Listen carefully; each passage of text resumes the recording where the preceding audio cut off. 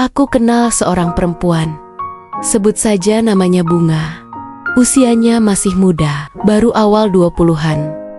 Dan dia baru saja menikah dengan Ryan, cinta pertamanya. Awal pernikahan mereka terasa seperti mimpi yang jadi kenyataan. Ryan adalah suami yang baik, perhatian, dan sangat mencintai Bunga.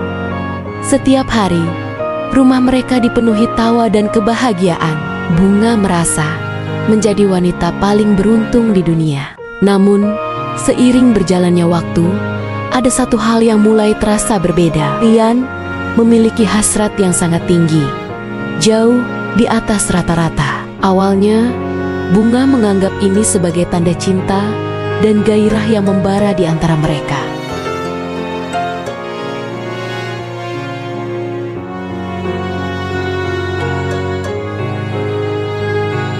Tapi, permintaan Ryan yang bisa sampai 5 kali dalam sehari, setiap hari, mulai terasa berat. Tubuh Bunga yang mungil mulai terasa lelah. Bukan hanya fisik, tapi juga mentalnya. Setiap pagi, ia bangun dengan perasaan cemas, membayangkan hari yang akan dijalaninya. Energi yang seharusnya ia gunakan untuk mengurus rumah, memasak, atau bahkan sekadar menikmati waktu untuk dirinya sendiri, terkuras habis. Dia mulai sering merasa sakit kepala, punggungnya nyeri, dan badannya terasa pegal di mana-mana. Senyum tulus yang dulu selalu menghiasi wajahnya perlahan memudar, digantikan oleh raut lelah yang sulit disembunyikan. Bunga mencoba berbicara dengan Ryan. Dengan lembut, dia menjelaskan bahwa fisiknya tidak sanggup lagi mengimbangi keinginan suaminya. Dia bilang dia sangat mencintai Ryan, tapi tubuhnya butuh istirahat. Ryan mendengarkan, mengangguk, dan berjanji akan mencoba mengerti. Untuk beberapa hari, Ryan memang bisa menahan diri. Tapi tak lama kemudian, polanya kembali seperti semula. Ryan akan terlihat gelisah, murung, dan Bunga merasa bersalah melihat suaminya seperti itu. Dia merasa seperti istri yang gagal, tidak bisa membahagiakan suaminya sendiri. Setiap malam menjadi momen yang paling ditakuti Bunga. Dia sering pura-pura sudah tidur lebih dulu, berharap Ryan tidak akan membangunkannya, tapi usahanya sia-sia. Perasaan bersalah dan tekanan batin membuat tidurnya tidak pernah nyenyak.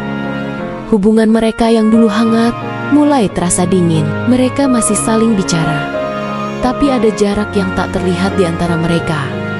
Tawa canda di rumah mereka semakin jarang terdengar. Bunga merasa terjebak dalam siklus yang menyakitkan. Suatu hari, setelah berminggu-minggu memendam perasaannya, Bunga menangis sendirian di kamar. Dia melihat bayangannya di cermin dan hampir tidak mengenali dirinya sendiri. Matanya sembab, wajahnya pucat. Dia sadar ini tidak bisa terus berlanjut.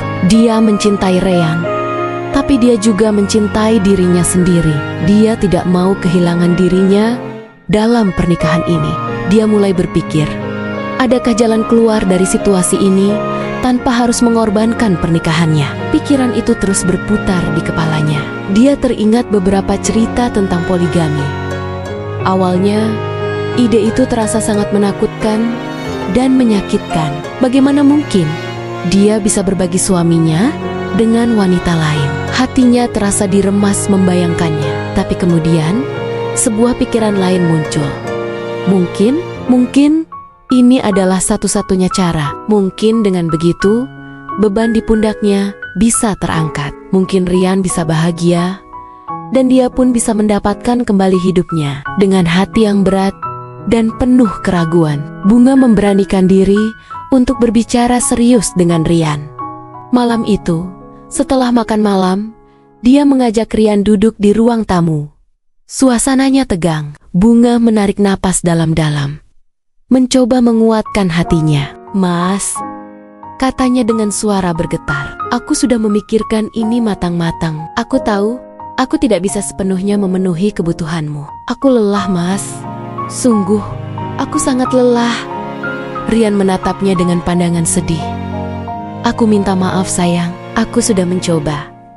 Aku tahu Potong bunga lembut. Aku tahu kamu sudah mencoba, dan aku tidak mau melihatmu tersiksa seperti ini. Aku juga tidak mau terus-menerus merasa gagal sebagai istri. Bunga berhenti sejenak, mengumpulkan sisa keberaniannya. Karena itu, kalau memang itu bisa membuatmu bahagia dan membuat rumah tangga kita tetap utuh, aku mengizinkanmu untuk menikah lagi. Hening. Rian tertegun, matanya membelalak tak percaya. Dia tidak pernah menyangka kata-kata itu akan keluar dari mulut istrinya. Dia menggelengkan kepalanya. Tidak sayang, apa yang kamu bicarakan? Aku tidak mau wanita lain. Aku hanya mau kamu. Air mata Bunga akhirnya tumpah. Tapi aku tidak sanggup. Mas, aku tidak sanggup lagi. Aku lebih baik melihatmu bahagia dengan wanita lain daripada melihatmu tersiksa di sampingku, atau aku yang hancur perlahan-lahan. Kumohon, pikirkanlah ini sebagai solusi untuk kita berdua. Percakapan malam itu menjadi titik balik dalam hidup mereka. Butuh waktu berbulan-bulan bagi Rian untuk akhirnya menerima tawaran Bunga setelah melihat sendiri bagaimana istrinya semakin meredup dari hari ke hari. Keputusan itu tidak mudah bagi keduanya. Ada banyak air mata, ketakutan, dan keraguan.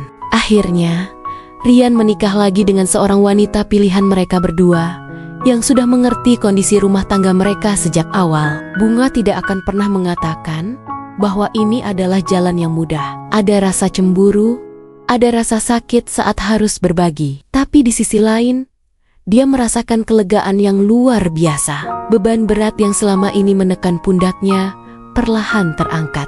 Dia bisa tidur nyenyak di malam hari. Dia punya energi lagi untuk melakukan hal-hal yang dia sukai. Dia mulai merawat dirinya sendiri, kembali tersenyum, dan menemukan lagi percikan kebahagiaan dalam hidupnya.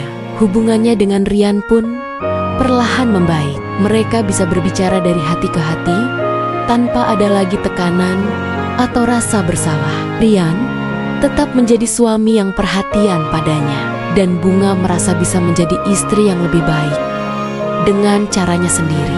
Kisah Bunga adalah sebuah perjalanan yang rumit tentang cinta, pengorbanan, dan menemukan kedamaian dengan cara yang tidak pernah ia bayangkan sebelumnya. Dia belajar bahwa terkadang solusi untuk sebuah masalah datang dalam bentuk yang paling tidak terduga, dan kebahagiaan bisa ditemukan kembali ketika kita berani melepaskan beban yang tidak lagi sanggup kita pikul. Terima kasih sudah menyimak cerita ini. Jangan lupa untuk subscribe dan bagikan pendapatmu di kolom komentar. Sampai jumpa di video selanjutnya.